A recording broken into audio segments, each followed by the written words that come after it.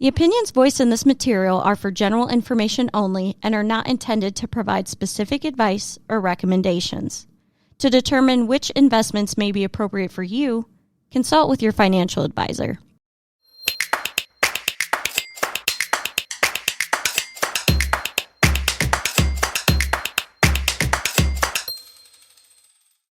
Starting a new job can be overwhelming. Acclimating to the organization's culture, adjusting to a new position, and navigating a new employer's benefits package is a lot to handle all at one time. So what should new hires keep in mind when it comes to their employer's benefits package? Joining me today is Adam DiCerno, financial advisor and founding partner of Strategic Capital.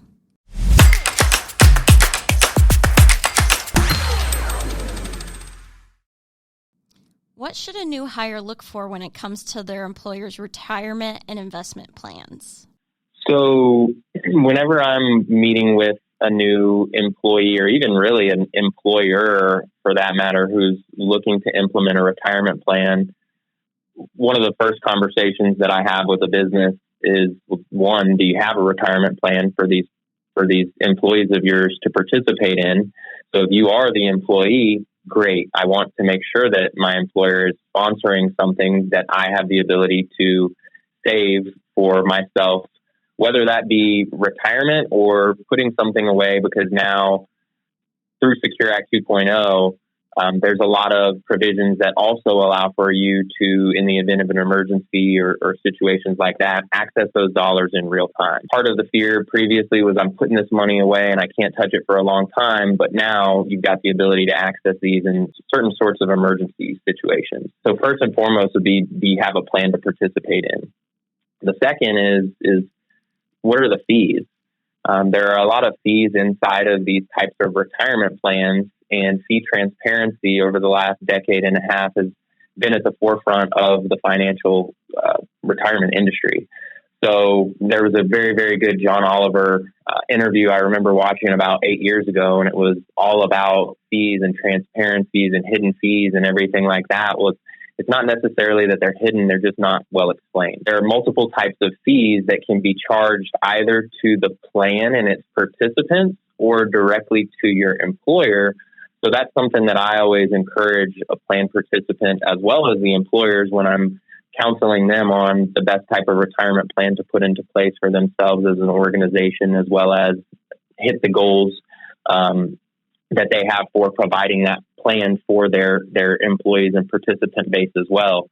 But I always like to stress there are multiple fees. Again, let's understand, is your employer paying for these fees for you, or do you foot some of that bill? And then the next question goes to is the employer contributing to the plan for you as well? Because again, fees are important, but if I've got a match on the plan, for example, where my employer is matching me, the most common type of match called a safe harbor match. It allows for an employer's executives to contribute up to the IRS limits without beholdening them to the contribution amounts that the non-highly compensated individuals put in. So there are non-discrimination testing that has to take place. When this safe harbor match gets put on, that non-discrimination testing to an extent goes away. So the most common type of safe harbor match is I'm matching you dollar for dollar up to the first 3% of your pay and then 50 cents on the dollar up to the next 2 percentage points. So if I know that I'm going to contribute, let's just say even 1%, and my employer matches me dollar for dollar, well, I just doubled my money up in day one. So sometimes I think what's even more important than the fees is the fact that your company is matching, because where can I go and get 100% return on my investment day one? And caveat as well, a safe harbor employer match contribution vests for you immediately day one. What percentage of my salary should I contribute to my retirement account, especially if there's an employer match? Should you be contributing at least the match? That's a great question. Yes, I always believe that if you have the cash flow and it's in your budget to be able to contribute to receive that match, always at least try and contribute up to that point so you get that benefit. I mentioned the matching structure earlier of a dollar for dollar match up to the first 3% and then 50 cents on the next 2 percentage points up to 5%. So effectively, if I put in 5% of my pay, I get a 4% match. Well, if I don't necessarily have it in the cash flow for me to contribute 5%, well, at least let me contribute 3% because now I'm maximizing that match and I'm getting 100% return on that match versus only a 50% match if I was contributing 4 or 5%. So understanding how that match works so that you can contribute up to the point where it makes sense for you and your family specifically.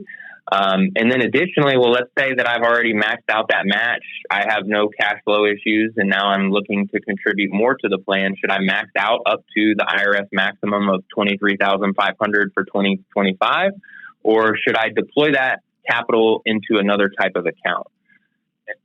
It's all situational based.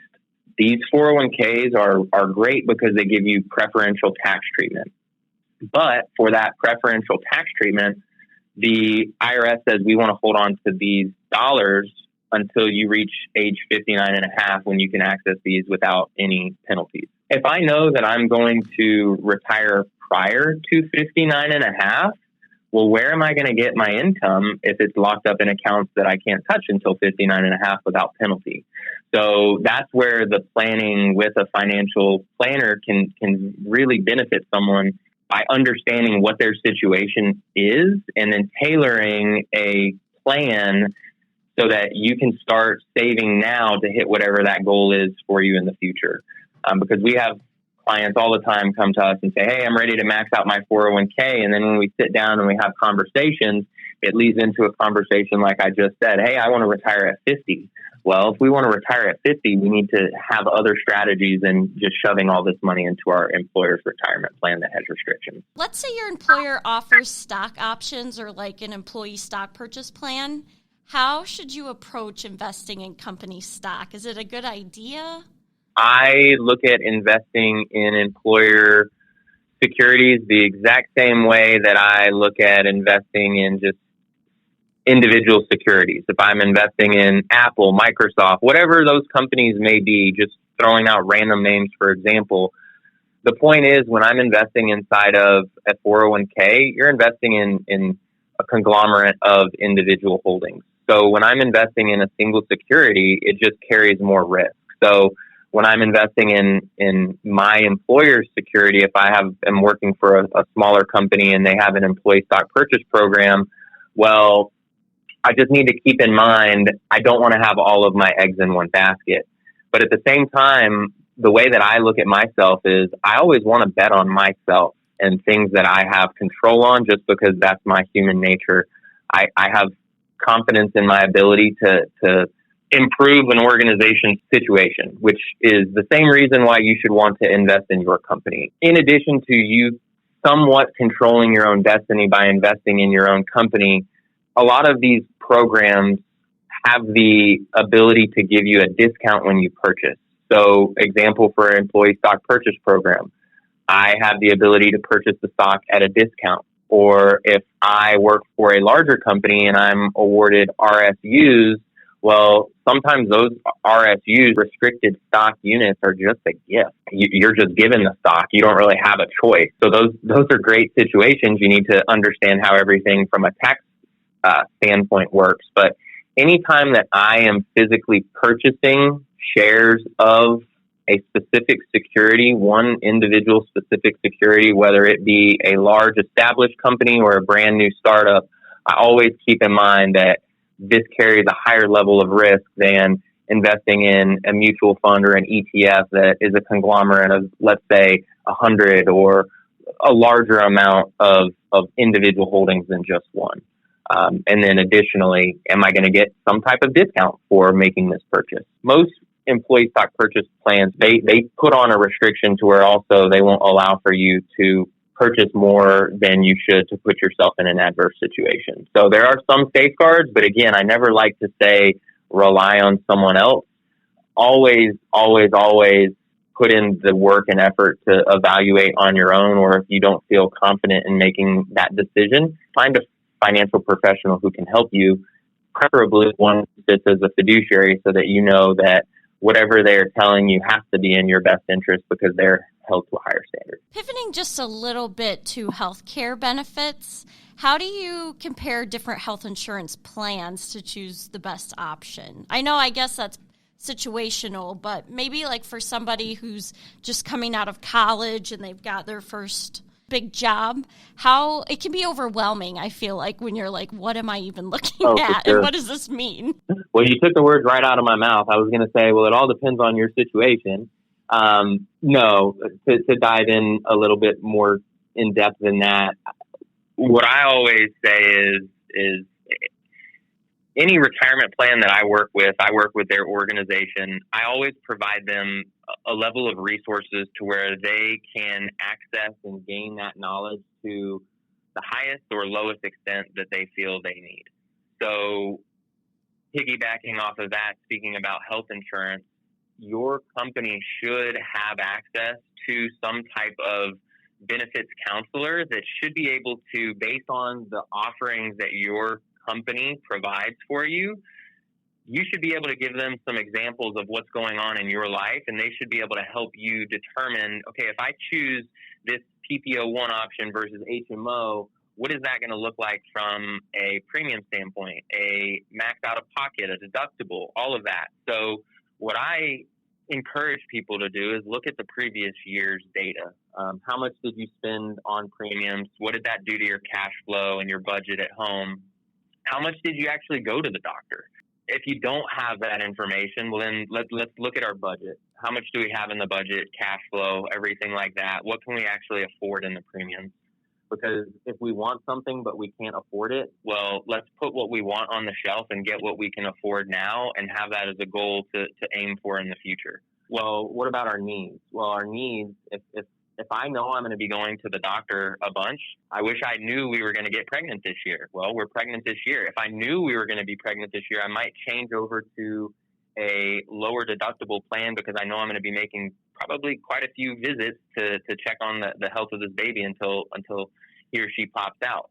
So congratulations, by the way. Didn't have that. I appreciate it. Didn't have that luxury, but that's one example is how much am I going to be utilizing this benefit? Am I going to be utilizing it a lot?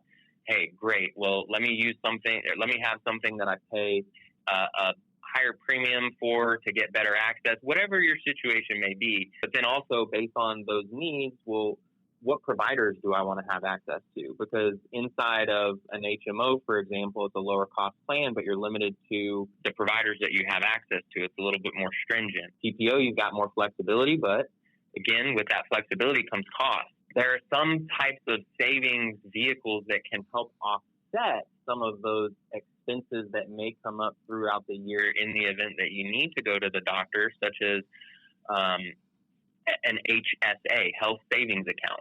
Health savings accounts are only allowed in high deductible health plans. High deductible health plan, you could have a high deductible HMO or a high deductible PPO. The deductible limit for this year, if you're single, that qualifies for high deductible, $1,650, $3,300 if I have a family. So what a HSA does is it allows for me to put over into a tax deferred account up to, if I'm single, $4,300 for 2025 and $8,500 if I have a family.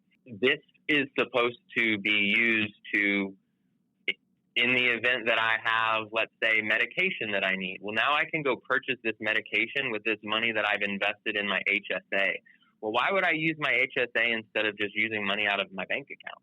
Well, the way that an HSA works is you get a tax deduction for making that contribution when you put it in. So if I make a contribution of let's just use $8,000 for easy math.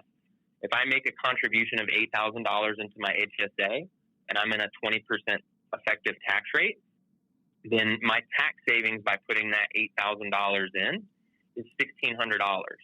So I've just saved myself $1,600 in taxes by putting this money aside in the event that I have any health expenses that need to be reimbursed. So you get the tax deduction for putting that contribution in. Well, what happens if I don't need that money or don't use that money that I put in this year, well, it rolls over to the next year. And any gains that I have inside of that account, as long as they're used for medical expenses, approved medical expenses, those dollars, when I pull them out to spend, all of those gains in that account, they're tax deferred and come out tax free to me. So this is the only type of account where you can get a tax deduction by putting your money in. Your money grows tax deferred, meaning while it's sitting in that account, I'm not going to get a bill from the IRS saying pay taxes on it. When I pull it out to be used for a qualified medical expense, I don't pay taxes on it then either. The thing that kind of sucks when you're enrolling in health insurance is that you can't really go back and change it, can you, once you've enrolled for the year? Correct. So unless you have a qualifying event, you are locked into what you had selected as your benefit until the next enrollment period. So I always, and it's very interesting when I'm having conversations with individuals about their retirement and their health insurance. A lot of the times they think that on the retirement side, once they set their elections, they're set in stone for the year. A 401k or employer-sponsored retirement plans, with the exception of a few, I always have to say that because every retirement plan can be designed differently.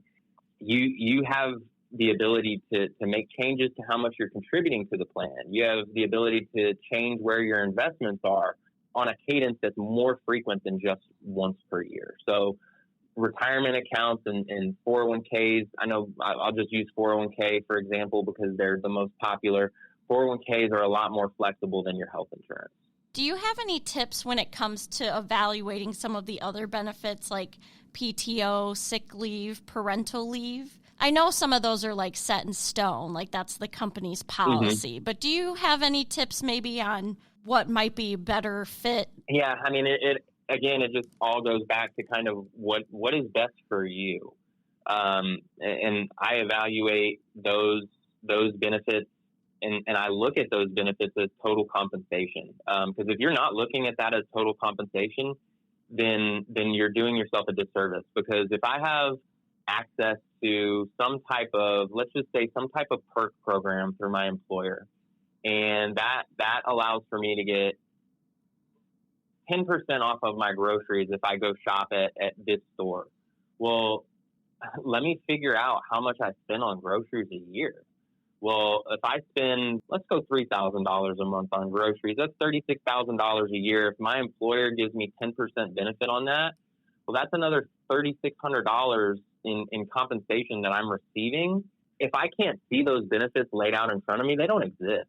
Yeah. So if I have a base salary of $100,000, for example, well, that's great. But if I have a base salary of $80,000 with all of these additional benefits included as well, well, when I look at my full benefit package, that $80,000 job plus those full benefits might outweigh that $100,000 job with minimal benefits.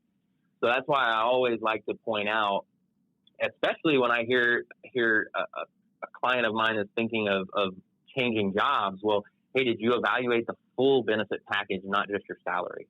Because when you're looking at larger Fortune 500 companies where they give the majority of the benefit is not through your salary, it's through stock options or through other types of benefits that they can provide to you.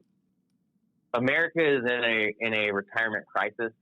So what I attribute this to is the shift from having businesses force you and take care of your retirement to that onus be putting on you. Yeah. That onus being put on you. So what I encourage everybody who I meet with, or I encourage anybody who comes in contact with this podcast, is to take charge and take action for yourself. I know there's all sorts of programs out there, Social Security that's supposed to be there for you. I would always say bet on yourself and create your own retirement for yourself. At the end of the day, the retirement that you're able to create for yourself based on your specific needs is going to put you in a much better situation than something that was designed for an entire population.